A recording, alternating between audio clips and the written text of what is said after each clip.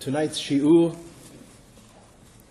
is sponsored by a few families that we will mention their names and also in conjunction with two precious kehilot, this kehila right here and the kehila down the block, the Sephardic kehila Sharei Emunah.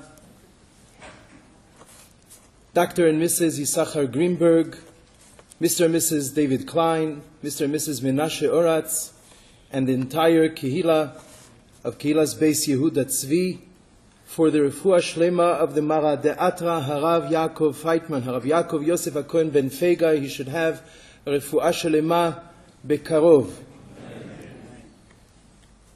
As I said, in conjunction with the Kehila of Sharei Emunah, Eliezer and Judith Cohen and family in memory of Ivan Cohen and Yitzchak ben Moshe HaKohen, whose yortzeit is the 5th of Tishrei. Also, thank you to Mitchell and Debbie Ozeri for the Refuah Shlema of Eta Rivka Bat Zahava, Avner ben Reuma, Gavriel ben Malka, Yitzchak ben Avigail, and Levi ben Mazal Tov. May Hashem grant them a speedy and full recovery, Refuah Shlema. Also to Mr. Avi Afriat, may Hashem bless him with a zivug hagun v'nachon this year, Be'ezrat Hashem. And to Elazar and Estelle Aryeh for the Refuah Shlema of Gavriel ben Malka, and for a healthy and prosperous year for their family. And from the entire congregation of Sharei Emunah, once again wishing a Refuah Shlema to Harav Yaakov Yosef HaKohen Ben Fega. I just would like, with your permission, to say one word before I introduce Rabbi Mansour. There is a machloket in the Gemara between Rabbeinu HaKadosh and Rabbanan as to the power of the kapara of Yom Kippur. According to Rabbanan, and that is the halacha, Yom Kippur is mechaper only with Teshuva, only with repentance. But believe it or not, Rabbeinu HaKadosh holds that Yom Kippur is mechaper even without Teshuva. Ben lashavim, ben leshe'enam shavim. Itzumo shel yom mechaper. The day itself has such a powerful effect. Ki bayom hazeh yechaper alechem, ifnei Hashem titharu, even without Teshuva. Rabbi Yisai Salanter, alav shalom, he explains that the reason that we paskin like Rabbanan is because if the halacha would be like Rabbeinu HaKadosh here, then we wouldn't feel emat hadin. We wouldn't feel the charada, the fear. We would take it a little bit more easy. Well, it doesn't really make a difference if you do teshuva, don't do teshuva. You know how that goes once you give that opening. So therefore, let's not get any ideas. The halacha is like Rabbanan. Yom Kippur is mechaper with teshuva. We have to do our best. But Rabbi Yisai Salanter explains, he says there's a Gemara in Ketubot that tells us on the day when Rabbeinu HaKadosh passed away, Be'ashkavte de Rabbi, on the day when he passed away, there was a bat kol that came out and exclaimed, anyone who took part, anyone who was present at the levaya, at the funeral of Rabbeinu HaKadosh, is mukhan umzuman lechaya olam haba, is ready, has a share in Olam Haba. So Rabbi Salanter explains, you know what happened that day? There is a Zohar HaKadosh that says that on the day of the Ptira of a Tzaddik, in Shamayim, in Metifta Derekia, they are posek halacha, at least for that day, like the opinion of that Rav who passed away, of that Tzaddik.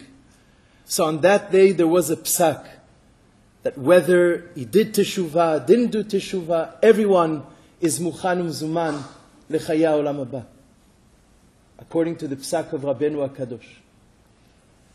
But you know, at the end of that story in the Gemara adds and says, Hahu koves, there was a laundryman who every day in his life never missed one shiur of Rabbeinu HaKadosh. On that day he was missing. On that day he couldn't make it to the levaya. And when he heard about that bat kol, when he heard that Olam Haba is promised to anyone who was there, and he wasn't there, he went up to the roof and he threw himself off the roof. He was so exasperated. A bat kol came out at that moment and said, Afahu koves. That koves also, that laundryman is mukhanum zuman lechaya olam haba. Committed suicide. We know, me'abed atzmo ladat, en lo chelek lo'olam haba. What was his zechut here? And the Bali Musar explained, the zechut was the tremendous teshukah, the tremendous desire to hear every word of Torah that's possible from Rabbeinu HaKadosh. He never missed. He wasn't a lamdan, he wasn't a great Talmid Chacham, he was a koves. Alvai, we should know half of what he knew. But he was a koves. And yet his tshukah, his desire, his thirst for Torah knew no bounds. To the point where he couldn't believe it. I wasn't there. I had my chance to ensure myself in Olam Haba. I had my chance for one more moment of dvekut with the Rav. And I missed out. That tshuka itself has a great power of cleansing, of kapara, of atonement. And that did it. I want to tell you, Harav Eliyahu Mansour, hayakar ve'achaviv, shetechye le'orech yamim. You create such a tshuka for Torah. You have no idea, maybe you do have a little bit of an idea, but how much people desire to hear from you, to listen to your words of Torah that are given with such chen. We would be willing to wait another half hour and another half hour just to hear the sweet words of Torah that comes out from your mouth. It's a zechut and it's an honor, a privilege to introduce Rabbi Eli Mansour Shalita.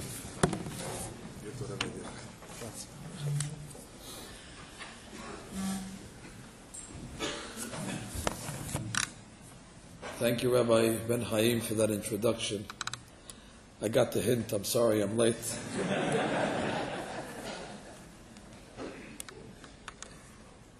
Bershut Kvod Harav, and of course the Marad Atra that conspicuously is missing tonight for, I guess, important reasons. Health comes first. Rabbi Feitman, Baruch Hashem, is very gracious for always opening up his Bet Midrash and allowing me to occupy this pulpit at the prime time of the year. This synagogue doesn't need to import any rabbis from Brooklyn or wherever we come from. Baruch Hashem, the rabbis here in town are well spoken, as you just heard. They have the goods, they know how to deliver it. So I appreciate that you make guys like me feel good by inviting me, and it's good for my self-esteem. I can tell everybody I came to the 5 towns, I gave it to Rasha, but whatever I'm going to say is probably superfluous. You probably know it already. But nonetheless, my admiration to the Rabbanim that are hosting, so great that even at this late hour, and with your indulgence, I will offer what I think is a chidush, a novel interpretation. Well, I shouldn't say it's novel because it's actually 500 years old at least, but it's new to us.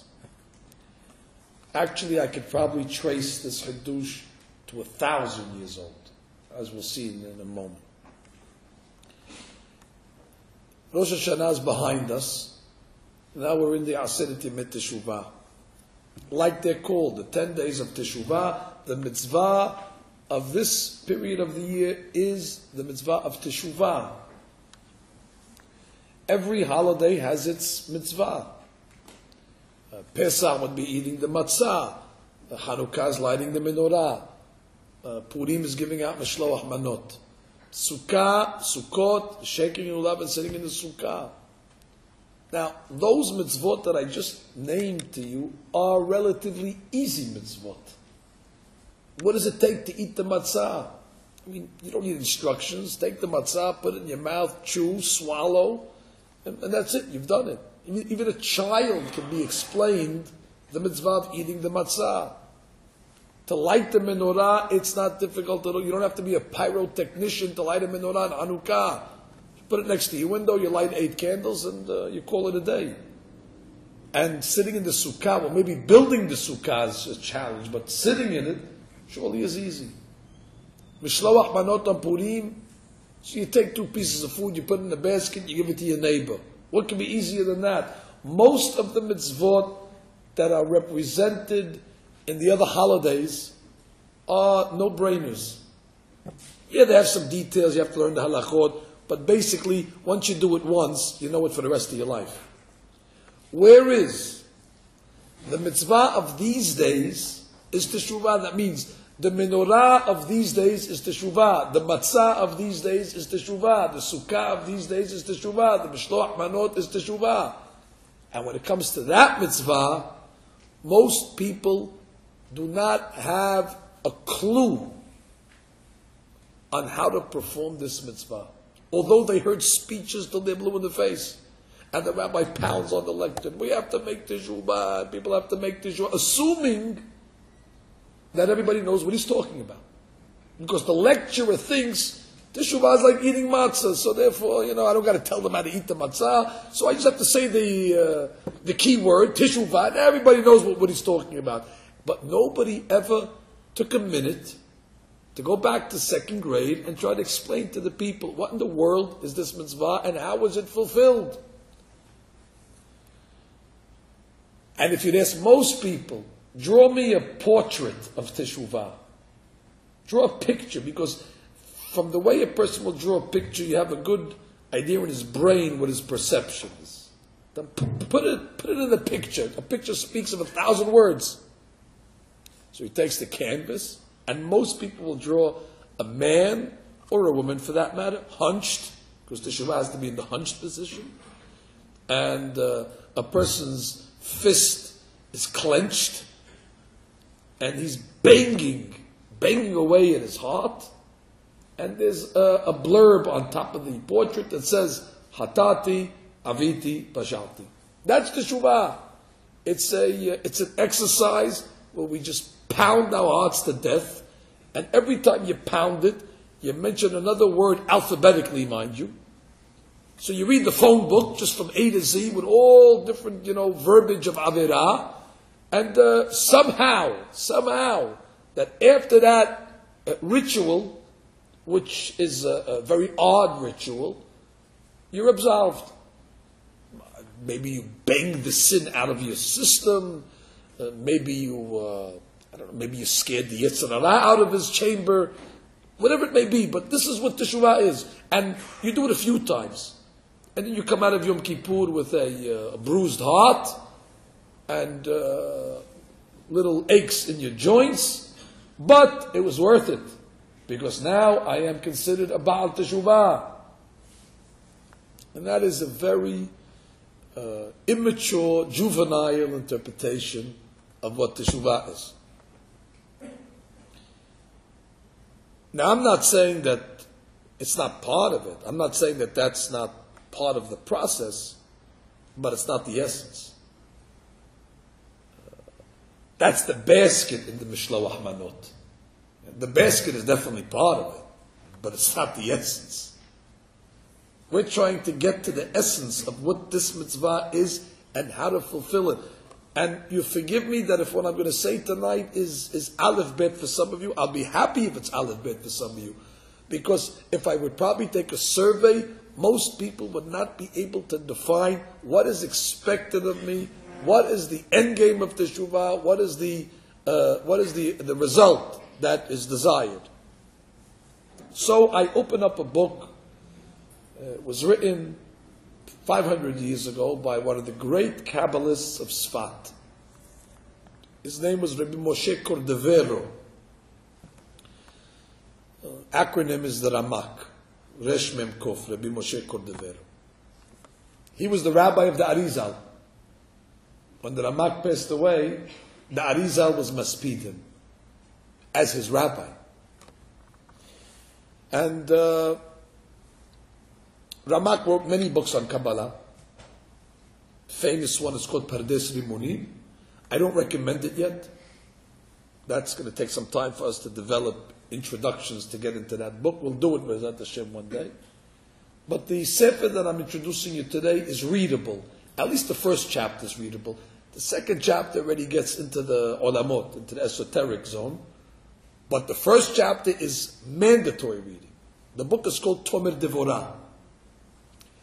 Big misconception. Because of the name, people think it's a lady's book. If you tell them you're reading Tomer Devorah, they think it comes in a pink cover, and with flowers on each page. No, I don't know why he called it Tomer Devorah, to be honest with you. Some have said that if you take the taf of Tomer, which is 400, and you break it into a shin and a kof, which is also 400, a shin is 300, so you make change of the taf of Tomer, and you make a shin. So Tomer Devorah would be Shekomer Devorah is the exact letters of Moshe Kordever. So it could be there's a remiz in his name. I'm not sold on that interpretation yet. And if anybody has a better interpretation why he called it Tomer Devorah, I'm all ears. But that's the name of the book. And in there, buried in one of the chapters in the beginning, he gives you the essence of what Teshuva is.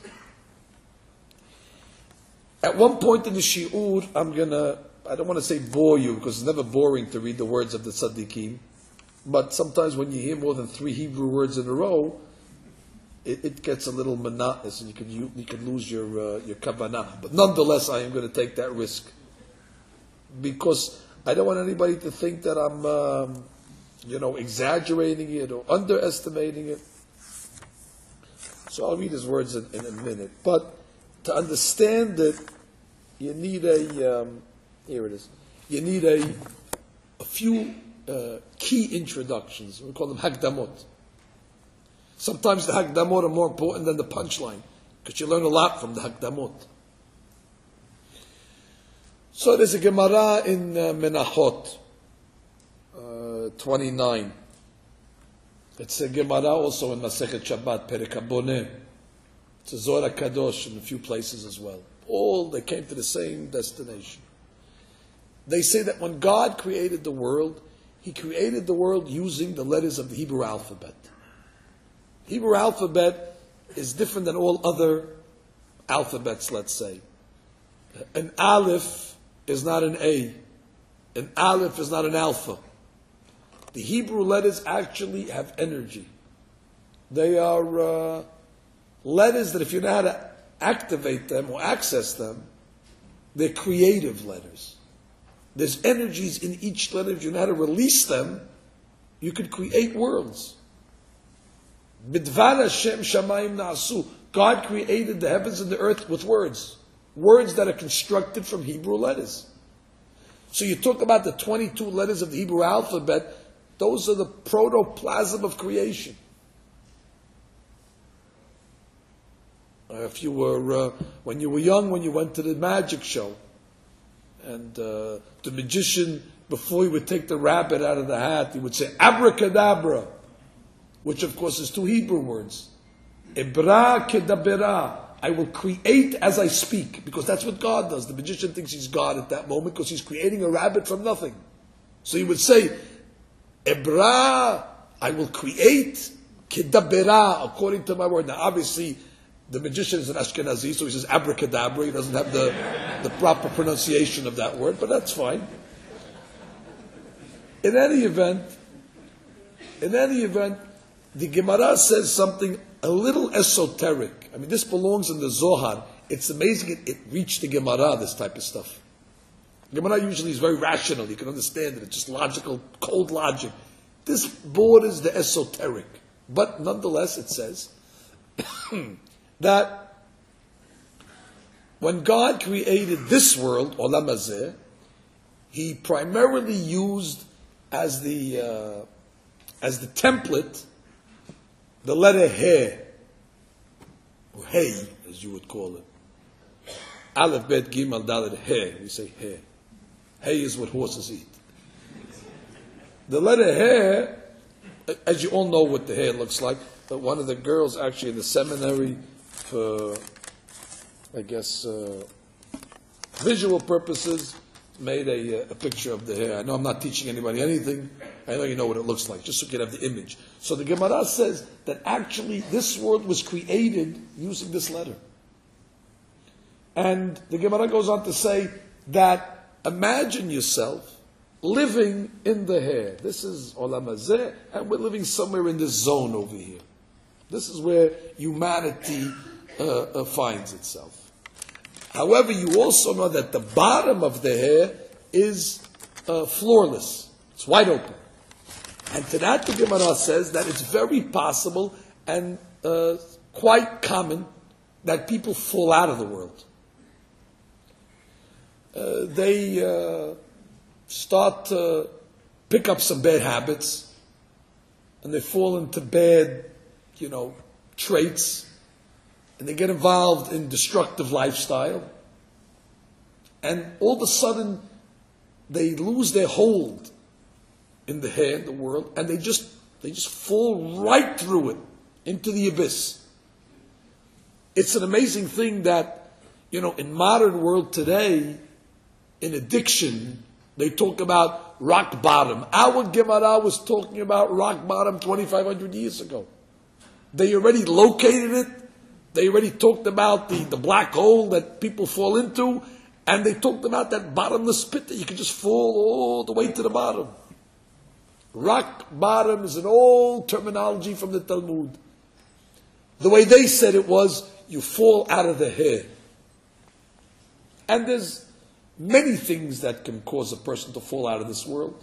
The Mishnah, for example, Pirkei Avot, lists 3 prime examples. Kin'ah, those that are jealous, people that have envy.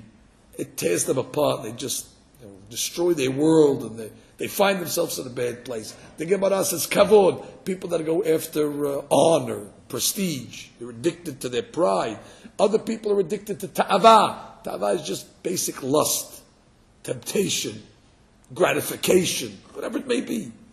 All these things and many more. The Mishnah says the common denominator is motzi'in et ha'adam min ha'olam. Peshuto kemashma'o. Simple pshat. Motzi'im et ha'adam. It takes the adam that's in the hair and he just falls right out. And all of us know people like that. That have, like I said, adopted bad habits, got involved in bad society, that got accustomed to the wrong things, wrong friends, bad behavior, and they're here. I mean, physically they're walking around the same planet as we are, but they're not here. They just fell out of moral, decent society. They fell out of the hair. The Gemara talks about it. But the Gemara is very, very comforting when it says that even if you fell out, you can come back. Which is consoling to people that think that there's no return. In our society, they talk about the point of no return. The Gemara says there is no point of no return. No matter how much a person fell and no matter where he finds himself, there's always a point where he can return. The point of return. But the Gemara says when he comes back, he's got to come back through a different gate. You see in the letter here again, on the left side of it, between the roof and the left leg, there's a little entrance here.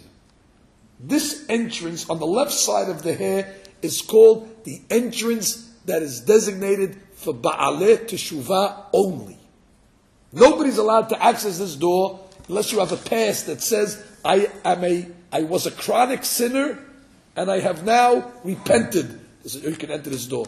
But if you're a tzaddik, they don't let tzaddikim use that door. It's only the door for the Baal Teshuva, the Gemara says. So then the Gemara asks the obvious question. Why do you need a special door? Let him just come in the same door that he fell out of. I mean, it's wide enough. I mean, it could serve as a two-way street. He fell out of it, let him come right back in. The Gemara says 3 words. Lo istayata milta, which means it won't work.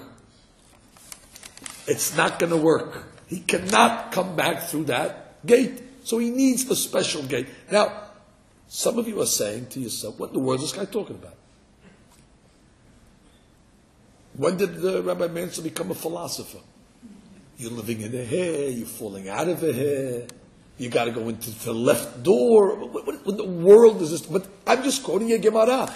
If I was giving the Daf class, I would have a hard time in the hour to try to make sense of this Gemara, and the students would be looking at me cross-eyed. What in the world is this Gemara talking about?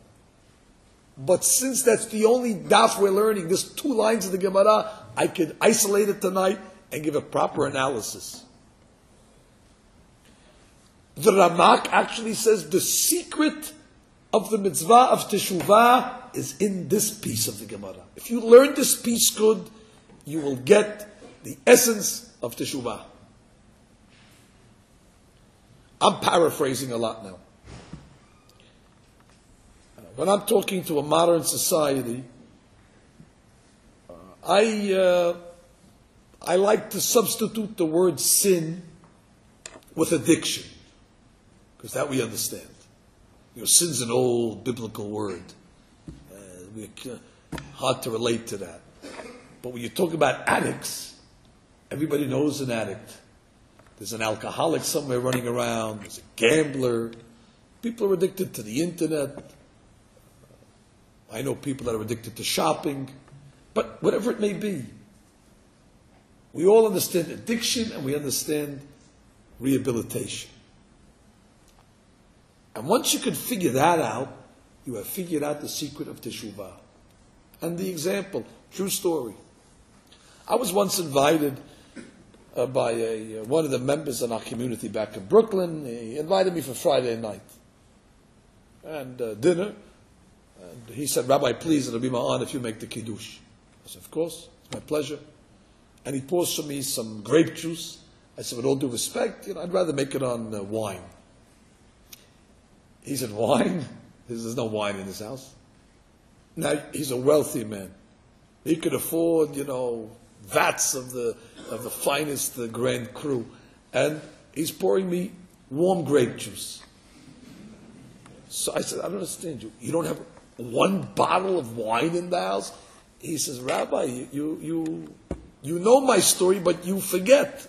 I said, remind me. He said, you know my story. I was an alcoholic.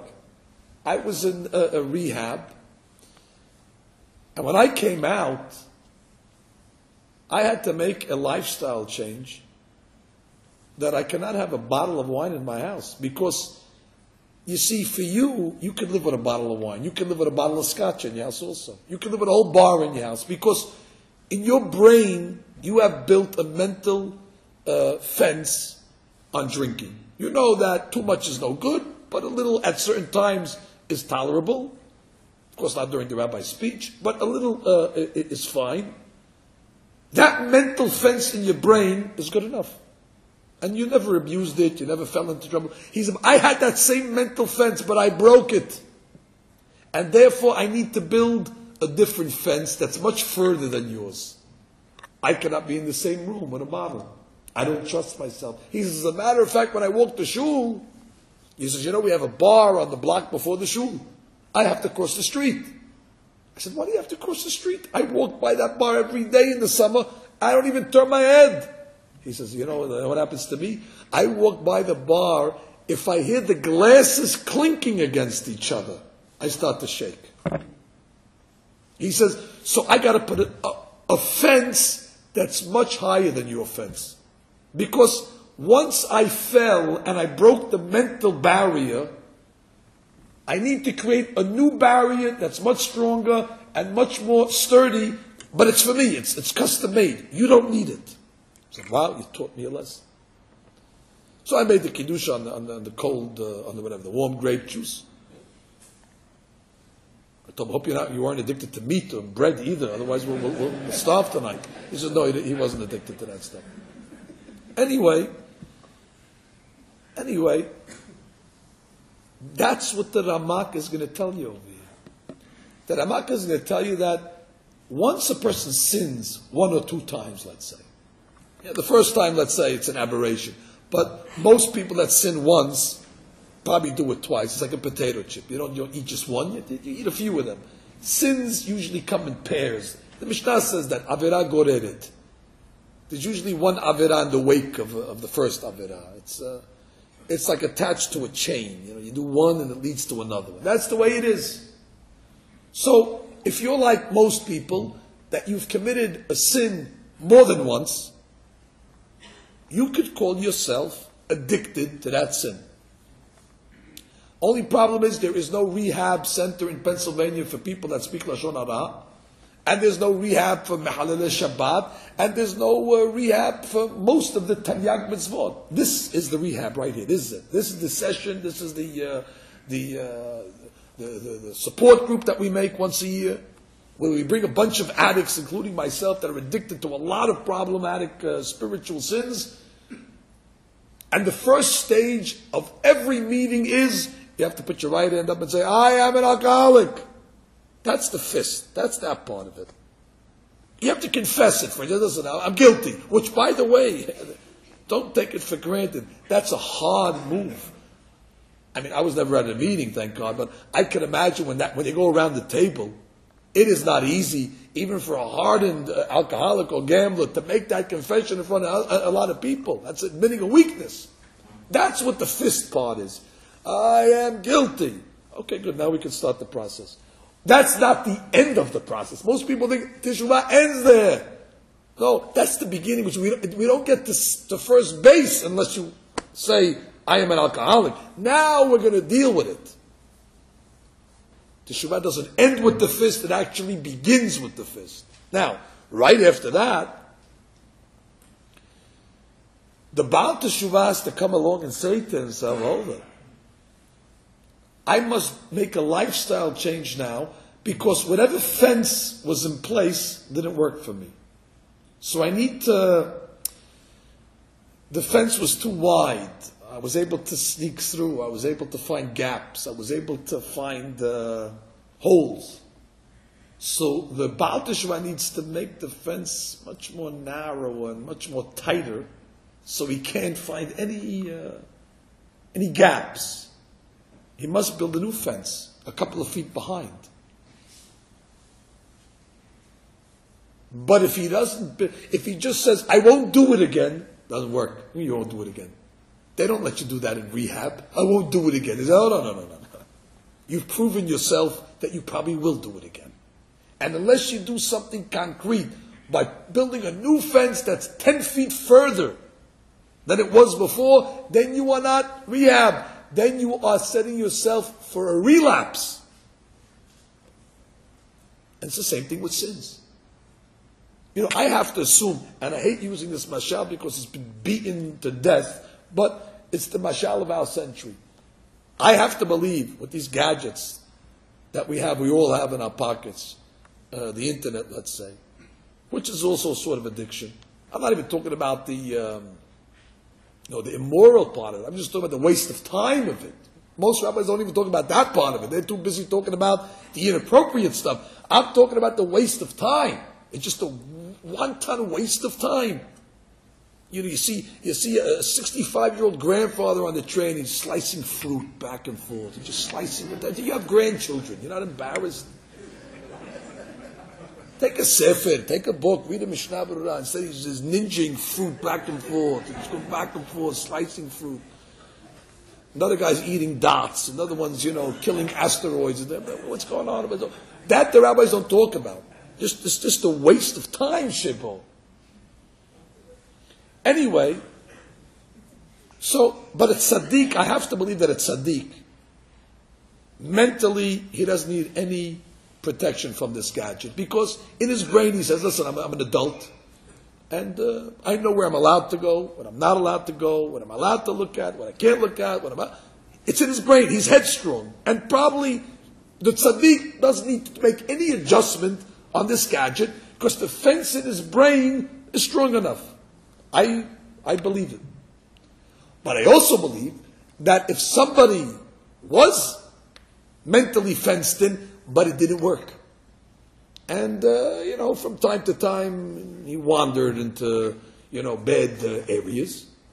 Well, if he did it once, we'll call it a mistake. Once he did it twice, he's an addict. She's an addict. Now you can't come along and say, Hatati! No, that's an admission. I am an alcoholic. But God says, now what are you going to do now? The only answer to that is a filter. No choice.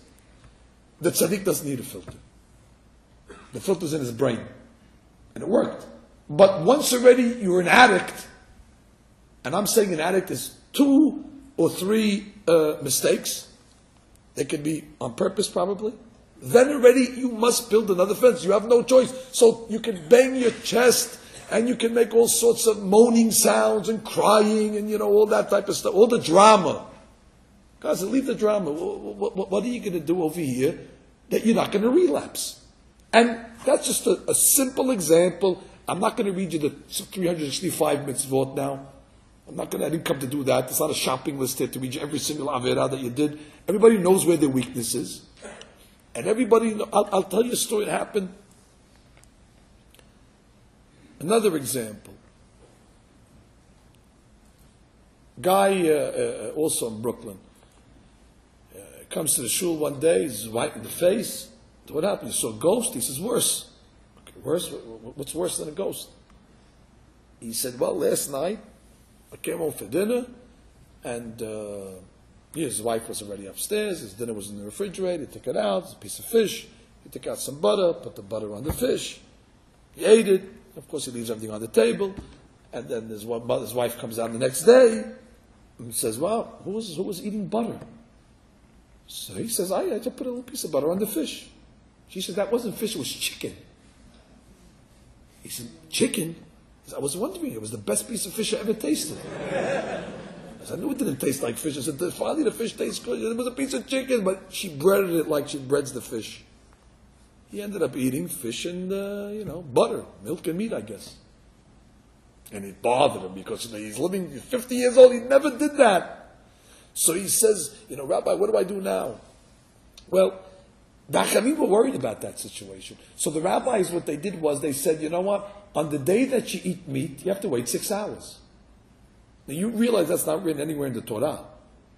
The only thing that's written in my Torah is you can't take a kosher hamburger and put a kosher piece of cheese on it and eat it. That's what's forbidden. But you know what? The rabbis were so smart. They didn't want you to come nose to nose with a cheeseburger because that's too close. There you're playing with fire.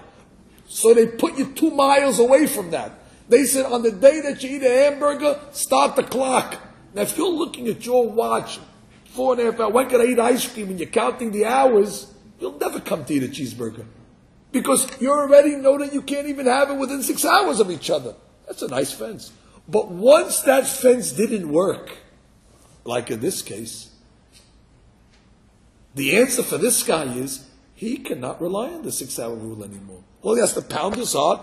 I did it. And by the way, don't think he's so innocent. His wife told him, don't you see it's in the meat dishes? Don't you know what the meat dishes look like? Didn't you see it's a meat fork? I mean, a lot of indications. Didn't you realize we had fish last night? I mean, a lot of indications. He was just negligent. And the 6-hour rule, for some reason, failed him. Well, he's got to make a new, now from now on, whenever he takes the food out of the key, he's got to tell, honey, what is this here? Identify it. And he's got to do that for a few, or he's got to wait 7 hours now. And everybody's like, hey, how come you're waiting 7 hours? It's only 6. Don't ask. Don't ask. I'm in rehab. I'm in the meat and milk rehab. Well, I never heard of that rehab. It's a rehab. Rabbi put me in it. Rabbi put me in it with a program. 6 months, and I'll go back to being 6 hours again. But I need to go a little to the extreme, just so I don't relapse again. That's what it is. And apply that again to every single, avirah that's in the book. I'm not going to go through all of them tonight. Anyway, that's what the Ramak writes. He says, you see, the bottom of the hair is normal land, where everybody lives, where it's very wide. The restrictions are not so, constricted. It's not so difficult. And most people can live in this open area and function religiously. But the Baal Teshuva, this was too wide for him. Wasn't enough fences for him. He can't live in this area, because in this area he fell right out. So he says, he's got to move to a different life. He's got to move into a different entrance, which is much more narrower now. He doesn't have the freedom to have all this, wide opening. He has to go to a place that's much more narrow and accept upon himself a little more restrictions, let's call them, temporarily, until he's able to get his strength back. Therefore, it's not esoteric. These two doors over here represent two different lifestyles. I got to read you his words. His words are incredible. I'm reading from Ramak. The Gemara, he asks, "V'nehdaruhu b'hay." Let the Baal Teshuvah go back through the bottom of the hay. The Gemara says, "La mistayam milta." Won't succeed. Ratzu bazeh means, the explanation is, Shehashav b'teshuvah lo yaspik lo sheyeh nigdar be'avon keneged or kegeder atzadikim. The Baal Teshuvah cannot afford the same fence that the tzaddik has. The tzaddik has a mental fence. It protects him. It works. The Baal Teshuvah proved himself that those mental fences he broke down. Mipnei she'atzadikim lo chatu. The tzaddik that never sinned. Geder me'at yaspik alehem. They can just get away with a small little fence. Omnam hachoteh shechata v'shav. Also, he did it a few times. That's what makes him an addict, not once. He recurred. Shechata v'shav.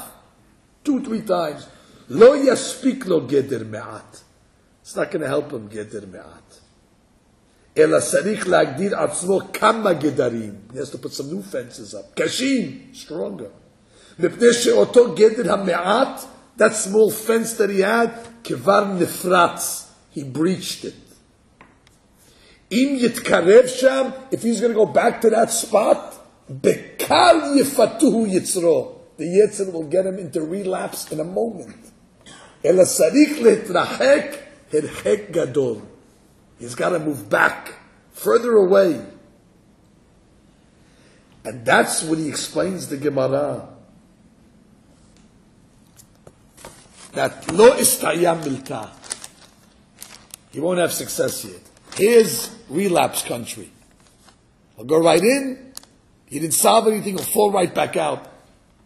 The new lifestyle is found in this entrance of the Baalei Teshuvah. So that's to me a great advice of 500 years. I told you it's really 1,000 years old, because Maimonides in the laws of Teshuvah, if you look at it over there, we read it this morning in the Aruch HaShulchan, in the laws of Aserim et Teshuvah. He quotes Harambam's Lashon.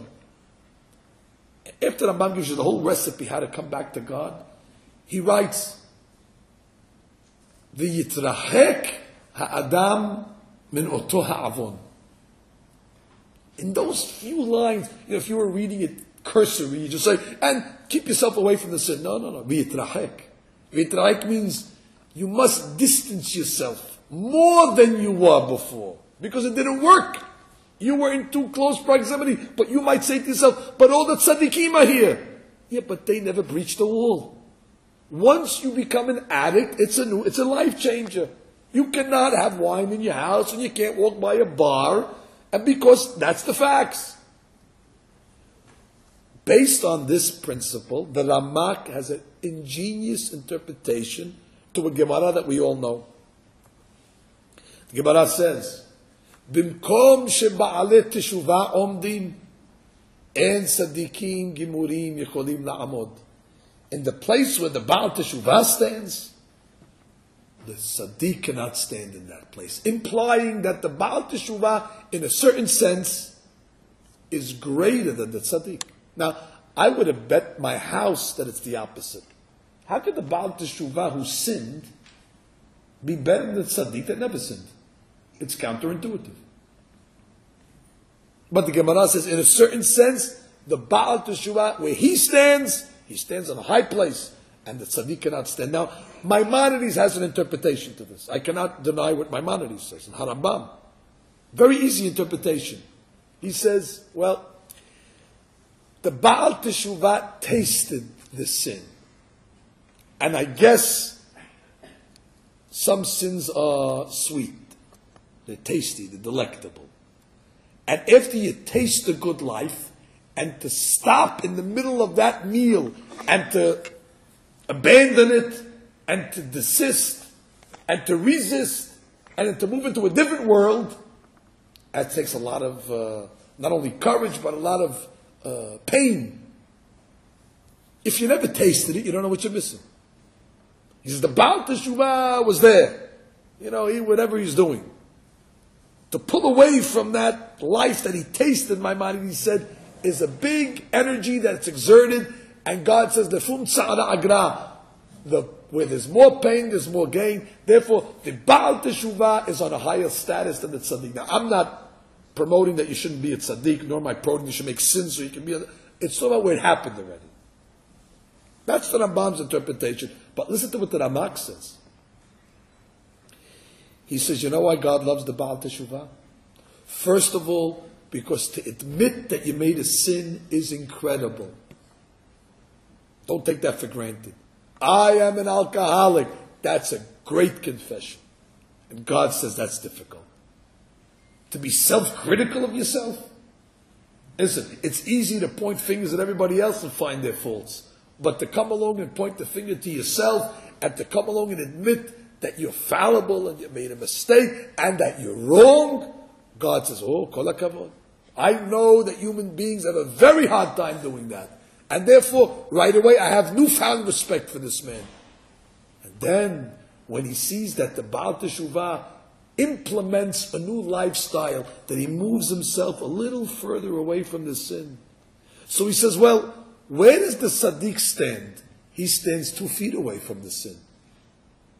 Where does the Baal Teshuva stand? 10 feet away. He says, where the Baal Teshuva stands, the tzaddik does not stand. God says, I am proud of the Baal Teshuva, because that fence is a fence that's going to protect him from sin. And the further away a person is from sin, the more endearing he is to God. The tzaddik, well, he's nose to nose. God says, yeah, good luck. The tzaddik lives at the border of the hair. Risky land. However, the Baal Teshuva, he doesn't take any chances anymore. B'mkom she'ba'alei teshuva omdim. I'll read you his words. He says, umita'am zeh. B'mkom she'ba'alei teshuva omdim en tzadikim gimurim yocholim b'pnei she'lo nichnesu derech petach hatzadikim. They don't go through the same door as the tzadikim. Ela nitzta'aru ve'alu derech petach ha'elyon. They had to go through the upper door of the hair. V'nivdelu min ha'chet yoter v'yoter min ha'tzadikim. I have wine in my house. I gotta struggle with it. It's not a struggle. He doesn't have wine in his house. Because, where he stands, you don't even know. You don't stand there. Lachen alu ve'amdu mimadriga dehainu gag ha'her. They reach the gag of the hair, the roof of the hair. He goes on. That's probably why they call it Teshuva. Because Teshuva really stands for Teshuv hair. Go back into the hair. It doesn't just mean return. It's telling you where to return. You got to go back into the hair. And you cannot go back through the same door. So therefore, Rabbotai, Ka'al Kadosh, if you think that you're done after you pound your heart, it reminds me of what Chacham Ovadia Alav Hashem used to say. Chacham Ovadia said the pounding of the heart during Teshuvah is analogous to, in the olden days, the ladies used to bring an empty canister to the shuk, and they used to tell the merchant, fill it up with a flour. They used to have sacks of flour with like a shovel, and they would fill up the canister. And then after the canister was full, the lady would take her hand and she would click the side of the canister, and some of the flour settles. And she would tell the merchant, hey, you didn't fill it up. And he looks and says, oh, wow, look at that, okay. And he puts 2 more shovels in. And then she takes her hand again. She shakes the side of the canister, and it settles again. And she goes like, hey, Adoni, you didn't fill it up. Oh, I don't believe it. And he puts it in. He says, when we come to God on Yom Kippur, he says, well, it seems that the people have sins up to their head. So there's no more room to do more sins. So what do? Kit. The sins go down to their nose, and now they can do more sins. That's what the banging is. It's just to make more room to do more sins. Of course, it's comical. But if that banging is not followed up by a lifestyle change, you didn't enter the hair. You're still outside of the realm. You're not in this world again. And even if temporarily you're back in the world, you're going to fall right out again. The relapse is almost guaranteed. That's not called the Baal Teshuvah.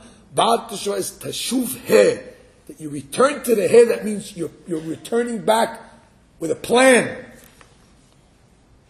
Not on a dream. And until one implements a plan, he cannot call himself a Baal Teshuvah.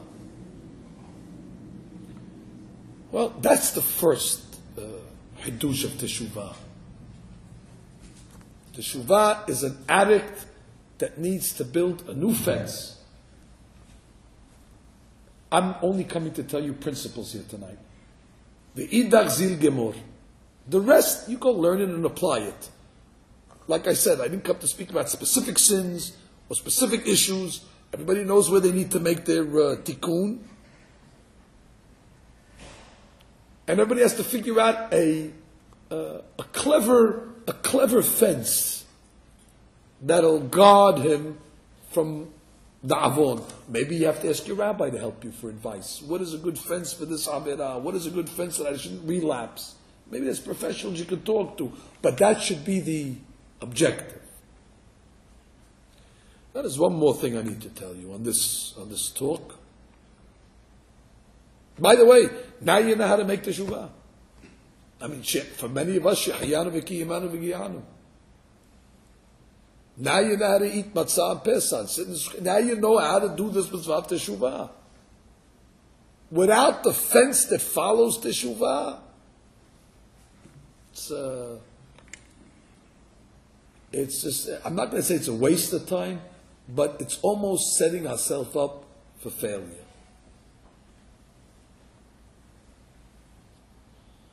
Second hadush that I want to tell you.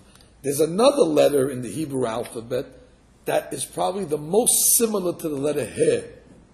And that, of course, would be the letter Ashkenazim have the same letters as Faradim, right? I think we have the same 22.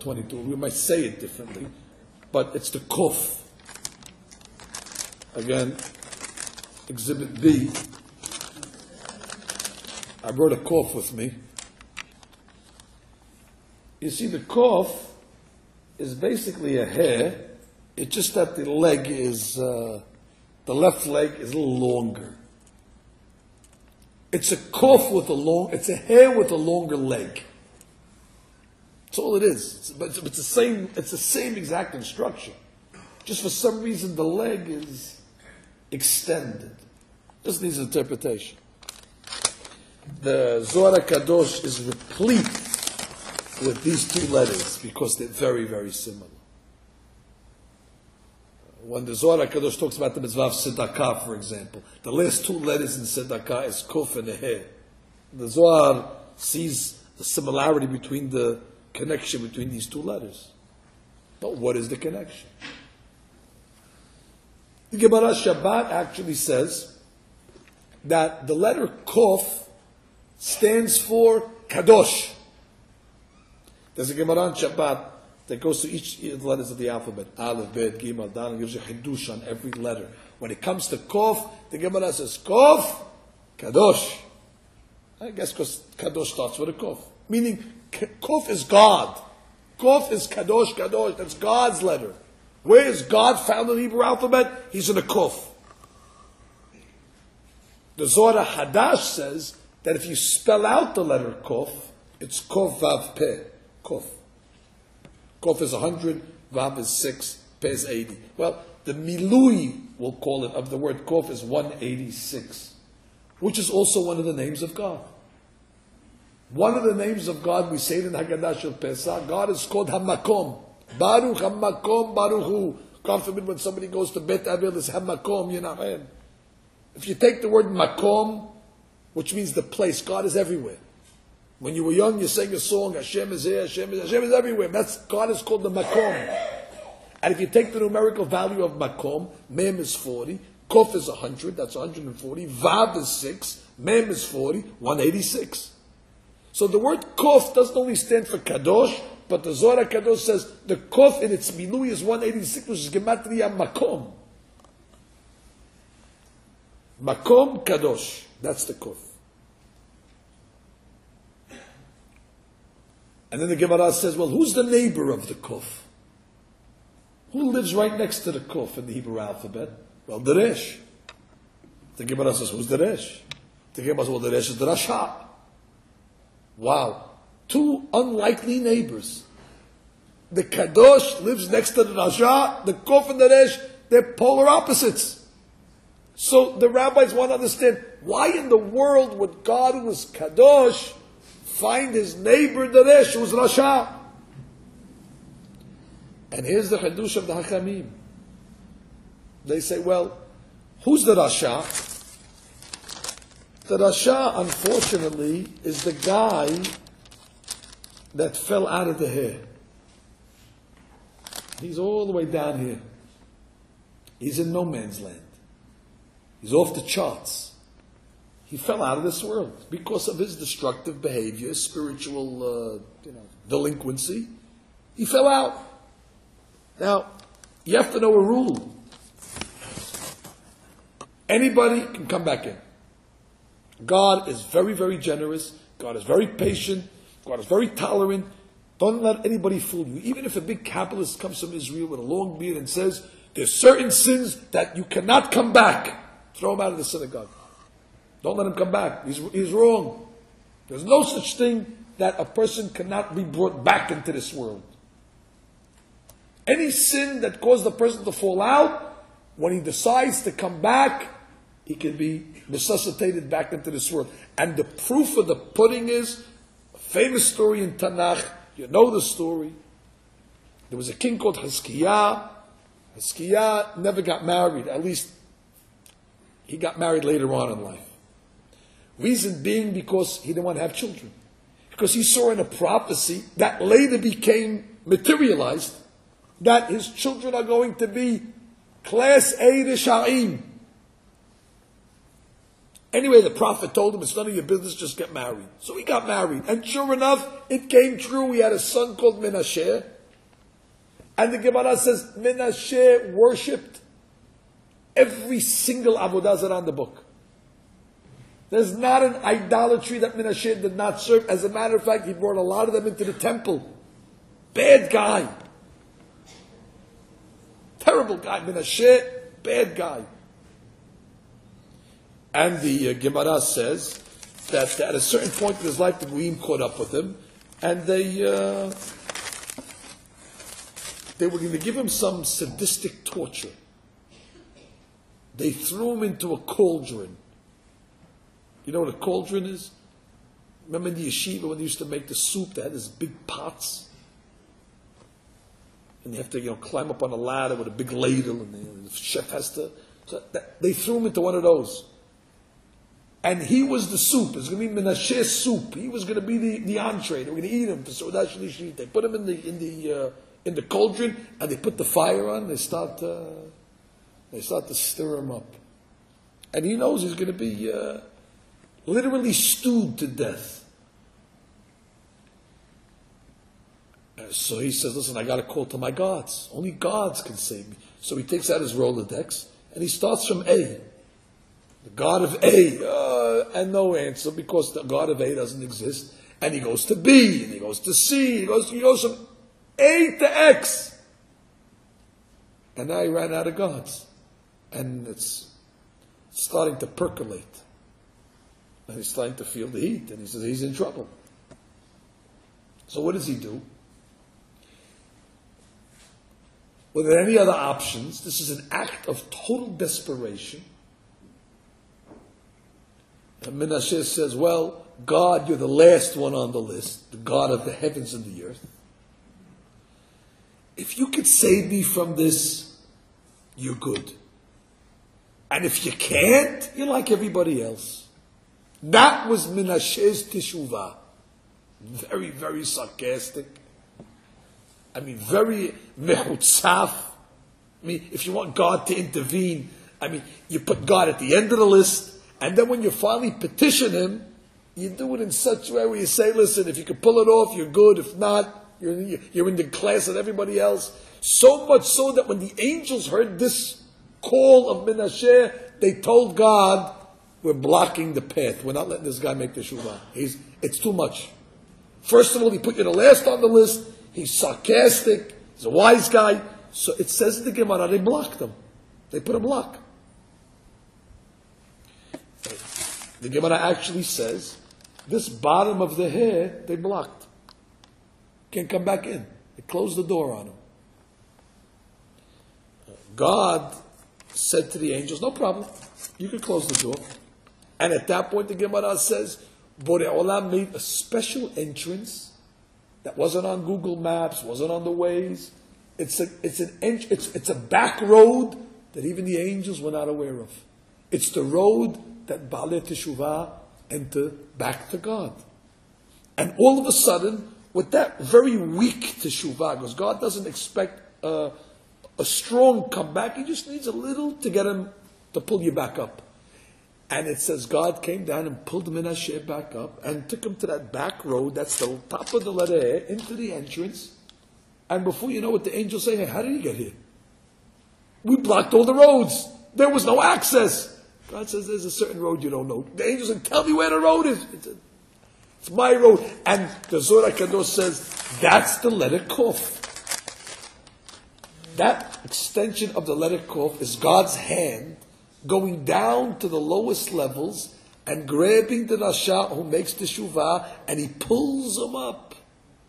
And the angels say, where'd the guy go? And God pulls him up right into the extra special door of the Baal Teshuvah. That's the secret of the letter Kof. The Kof is next to the Resh. And that's why Kof is Gematria Kof Vav Peg Makom. Because there is no Makom that God will not go to save the Rasha. He will even go to the lowest levels of Tum'ah. Was it not so that our God went down to Egypt, the 49th level of Tum'ah, a cesspool of Tum'ah, and God went down to Egypt to take the Jews out because they showed some remorse. God says, every place is my makom. The Kadosh has no limitations. When you start to show signs of remorse, the hair starts to extend itself. And all of a sudden, that's God's hand. That's the Kadosh. And He pulls the Rasha back up through a secret door that only God knows where it exists. Well, that's very comforting to me, at least, because at least I know that there's always a road back. What's incumbent upon me is to show a little remorse and to build a new fence. And then I'm home. And then I consider myself a Baal Teshuvah. And then I consider myself, in a certain way, even better than a tzaddik. The fact that I tasted it and I returned, and the fact that now I'm a little more further away from the sin, that's praiseworthy, that's laudable. Now, the last point is going to be, and that's again Teshuvah, Teshuv hair, come back into the hair. Now, how are you going to remember this? Which means I'm not giving you my papers of the two pictures of the letters, although that would be a great idea to draw these two pictures of the letters, the hair and the kof, and just, look at it from time to time. But you don't have to do it. God did it for you already. If you just look at the doors that we entered this evening, if you look at any door for that matter in your homes, you'll see every doorpost actually is made up of two side posts and a lintel, they call it. the top post, the roof. Well, every door actually is a symbol of a Hebrew letter in the alphabet. Every door looks exactly like the letter Het. Zayin Het, the 8th letter in the alphabet. And Het is sin. The doorpost is a sin. It's the image of a Het. Now, that would be a terrible message for anybody walking into a house that the first symbol they see is a Het. So God says, you must turn that Het into a hair. And that's why you put a mezuzah on the door. The mezuzah turns the Het now into a hair. Now you have a top, you have a right post, but the mezuzah breaks it. And the mezuzah creates a little entrance now between the lintel and the mezuzah. That's the path of Teshuva. So anytime a person walks into a room, he kisses the mezuzah. That mezuzah is the mezuzah of the Sha'arei Teshuva. The gate of Teshuva needs a mezuzah. That's the gate where the Baal Teshuva walks in, and all of us are Baal Teshuva. There are only 36 perfect tzaddikim in the world. I'm not one of them. It's the revelation. But the point is that when a person comes into his house, he puts his hand on the mezuzah. That reminds him. It reminds him of the games of the rules of engagement. Zeh hasha'ar LaHashem. Not tzaddikim yaba'ubo. Tzaddikim yaba'ubo is the bottom. Zeh hasha'ar LaHashem ba'alei teshuvah yaba'ubo, which is all of us. So it's reminded to us in the mezuzah. And once we get to this point over here now already we understand what's incumbent upon us. The rabbi concludes, and he comes along and says, "V'ka'asher ha'adam ya'aseh teshuvah, dehainu teshuv he." He says the teshuv he. It's the Ramak Shadush that teshuv he. V'yahzir HaKadosh Baruch Hu shechinato alav. Now God will put his Shekhinah back on the person. And then he says a big Hiddush. He says, what do you think happens after a person makes Teshuvah? Well, let's talk about humans. If somebody wrongs me, and then comes to me and says, Rabbi, forgive me. If I'm a bad guy, I say, I'm not forgiving you. I don't forgive you. And there's guys like that. A good guy would say, I forgive you, but do me a favor, you go your way, I'll go my way. I don't have anything to do with you anymore. Just because you ask for forgiveness doesn't mean I have to marry you. You go your way, I'm not going to disrespect you, I'll shake your hand on Shabbat, but that's it. We're not going out for dinner anymore. That's a good guy also. A better guy would say, you know what? I forgive you and I forget like it never happened. And we go back to the way it was. Now that's... To forgive is easy. To forget is much more difficult. But the Ramak concludes this chapter and says, God doesn't forgive and forget. When he forgives the Baal Teshuvah, God now puts him on a higher level. He treats him as a VIP now. He gets white glove service better than he had before. Which means somebody wronged you. He says, I forgive you, and now you're going to go out of your way and treat him better than you treated him before he sent to you. But he says that's what God does when it says in the Pasuk, Yeshuv v'irahamenu. You'll return and God will love you and show affection. His language is, Eno shav ke'ahava harishona. He doesn't go back to the original love that it was. Ela yoter v'yoter. And of course, there's proofs to this. So, we have big incentives to make Teshuvah, Rabotai. You're not going to lose any status. On the contrary, the Baal Teshuvah's status is elevated. You're going to receive extra affection from God. But nothing for nothing. If you think that you're going to get all these perks, that God's going to treat you better, and God's going to give you all the advantages, He's going to love you even more, He's going to be closer to you, just because you know how to pound your heart. just because you know exactly the spot to bang the sin, none of this will apply. Because right after Kippur, you're going to find yourself right in the same place. You're going to fall right out of the hair.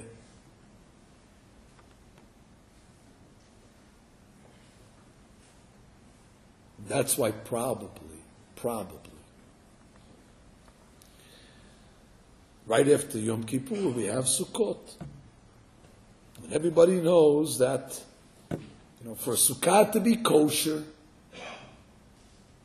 it's got to have 2 walls and a 3rd wall.